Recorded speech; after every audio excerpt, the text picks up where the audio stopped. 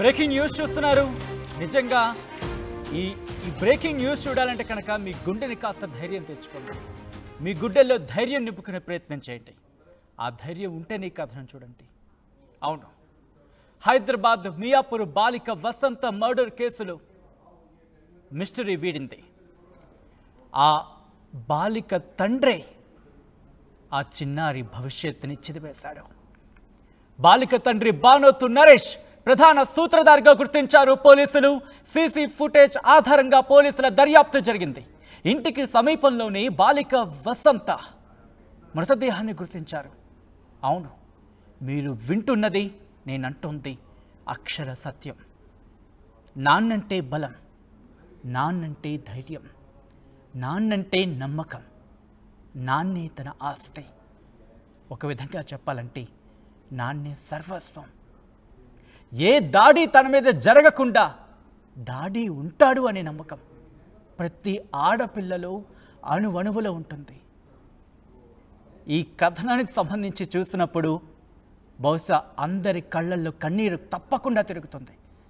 ఎందుకంటే ఎక్కడో విదేశాల్లోనో లేకపోతే ఎక్కడెక్కడో వింటాం తప్ప మన తెలుగు రాష్ట్రంలో ఇది జరుగుతుందా అని నమ్మడం కూడా కష్టమే. అశ్లీల వీడియోలు, కాస్త కఠినంగానే మాట్లాడుతున్నాను, భరించే ప్రయత్నం చేయండి.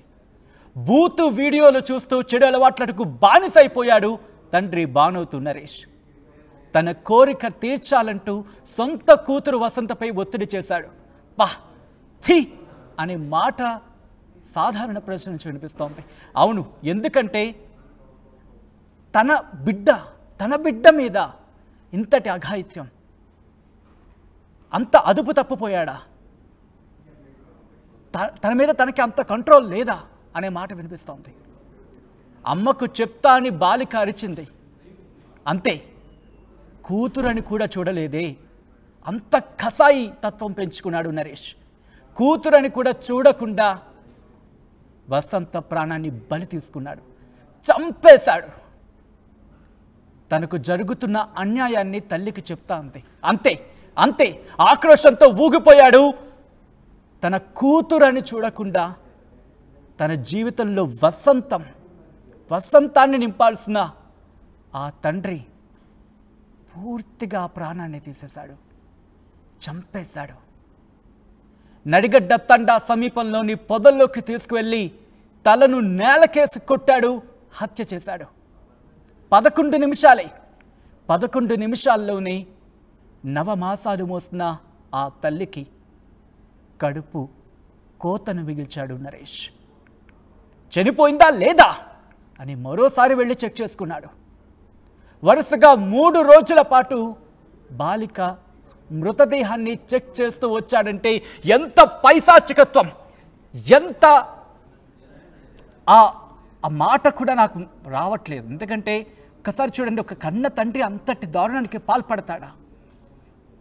నిజంగా చాలా ఇబ్బందిగా అనిపిస్తూ ఉంటుంది ఇటువంటి కథనాలు చూసినప్పుడు. అయితే ఇక్కడ తర్వాత కూతురు మిస్ అయిందని భార్యతో కలిసి పోలీసులకు ఫిర్యాదు చేశాడు.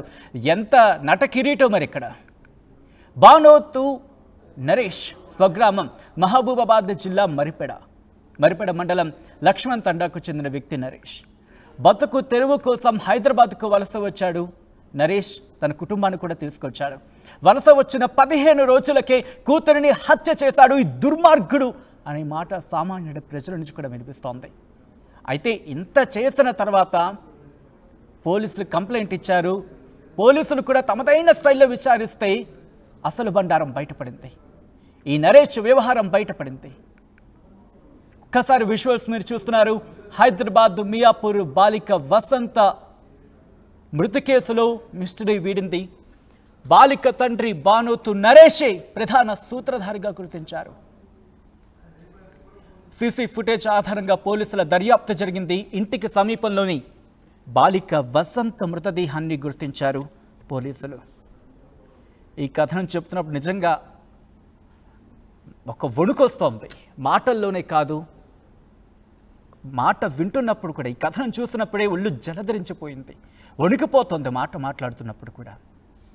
ఎందుకంటే ఒక బాలిక దట్టు తన కూతురు జీవితాన్ని ఒక తండ్రి ఇంతలా చిదిమేస్తాడా? అసలు ఆ ఆలోచనైనా వస్తుందా?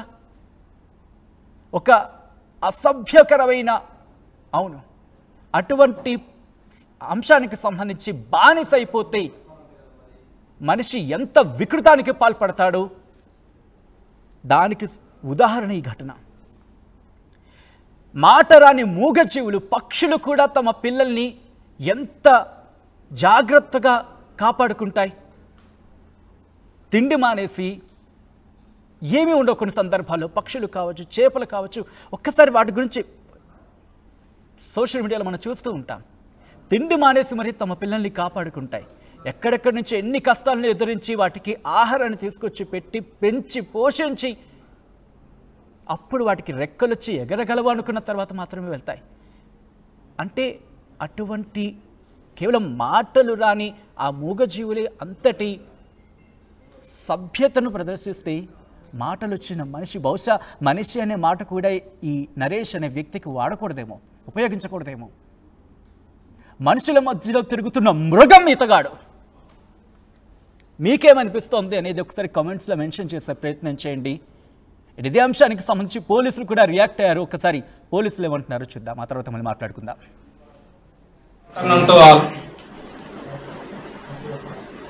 ఈ నెల 7వ తారీఖున ఒక 12 సంవత్సరాల అమ్మాయి మిస్ అయిందని చెప్పి ఒక పిటిషన్ రావడం జరిగింది. ఆ పిటిషన్ మీద కిడ్నాప్ కేసు రిజిస్టర్ చేసి దానిలో ఒక 4 టీంలు ఏర్పాటు చేసి అన్ని రకాలుగా సెర్చ్ చేయటం, క్లూస్ కోసం ట్రై చేయటం జరుగుతున్న క్రమంలో 13వ తారీఖు నైటు ఒక ఫిమేల్ డెడ్ బాడీ ఉంది, డికంపోజ్ అయ్యి స్మెల్ వస్తుందనేది ఇన్ఫర్మేషన్ రాగా ఆ ఇన్ఫర్మేషన్ మీద బాడీ సీన్కి విజిట్ చేసి బాడీని ఐడెంటిఫై చేయటం జరిగింది. ఆ బాడీ మీద ఉన్న బట్టల ఆధారంగా ఆ మిస్సింగ్ అయిన అమ్మాయే ఈ డెడ్ బాడీ అని చెప్పి ఐడెంటిఫై చేసుకోవటం జరిగింది. ఈ ఐడెంటిఫై చేసిన తర్వాత మేము సేకరించిన ఇన్ఫర్మేషన్ ప్రకారం ఆ 7వ తారీఖు రోజు అమ్మాయి తండ్రి పిటిషన్ ఇవ్వటం జరిగింది. ఉదయం 9 గంటల ప్రాంతంలో అమ్మాయి ఇంట్లో నాకు ఇక్కడ ఇష్టం లేదు, మా నేటి విలేజ్ మరిపెడ, మరిపెడ దగ్గర ఎల్లంపేట విలేజ్, అక్కడికే వెళ్ళిపోదాం అని చెప్పి మారాం చేసి ఇంట్లో నుంచి వెళ్ళిపోయింది అని చెప్పి తెలిసి తండ్రి బయటికి వెళ్ళటం జరిగింది.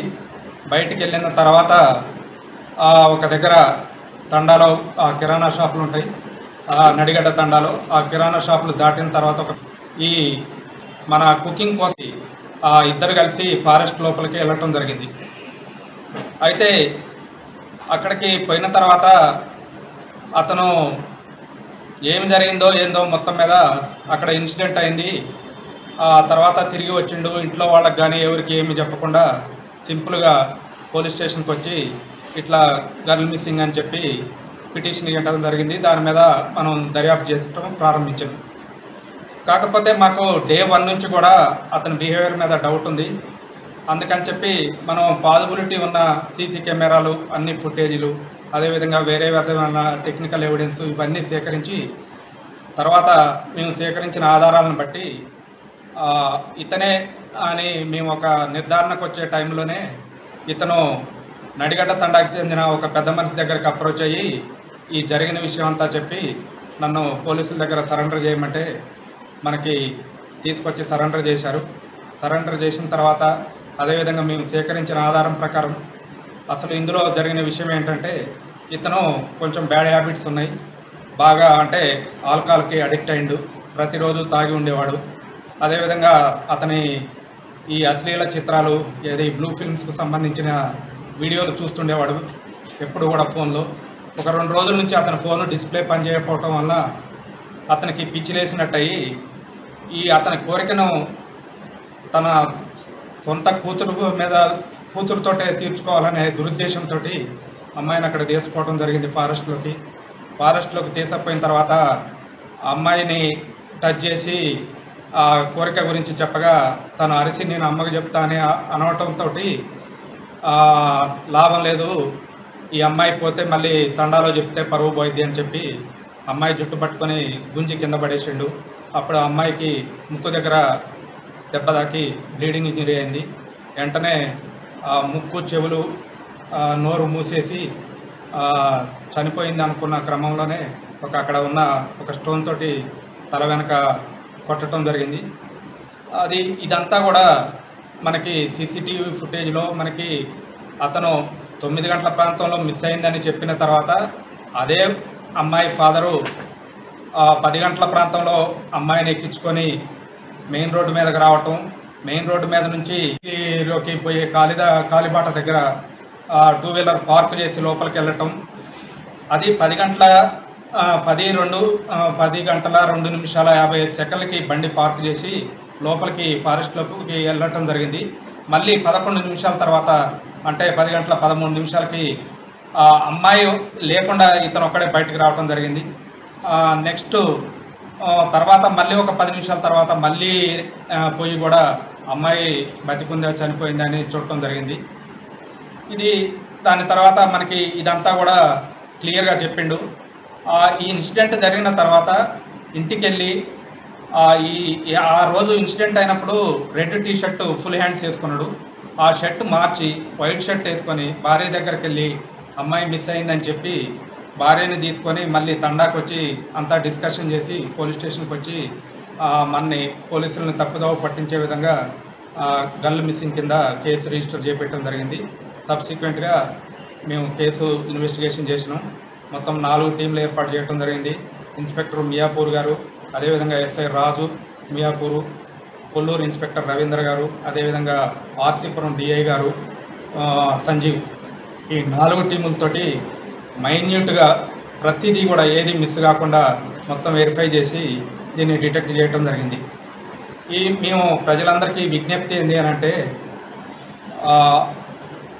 వారి ఆర్థిక స్తోమతలను బట్టి పిల్లల్ని మంచిగా చదివించుకొని మంచి భవిష్యత్తును ఇవ్వాలి తప్ప ఇట్లాంటి ఇబ్బందులకు గురి చేయొద్దు.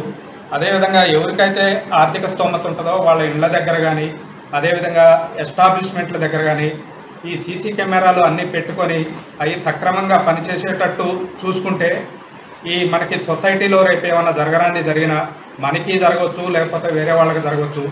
ఒక తప్పుని ఐడెంటిఫై చేయాలన్నా, తప్పు చేసిన వాళ్ళని శిక్షించాలన్నా మనకి సీసీ కెమెరాలు చాలా ఇంపార్టెంట్. కాబట్టి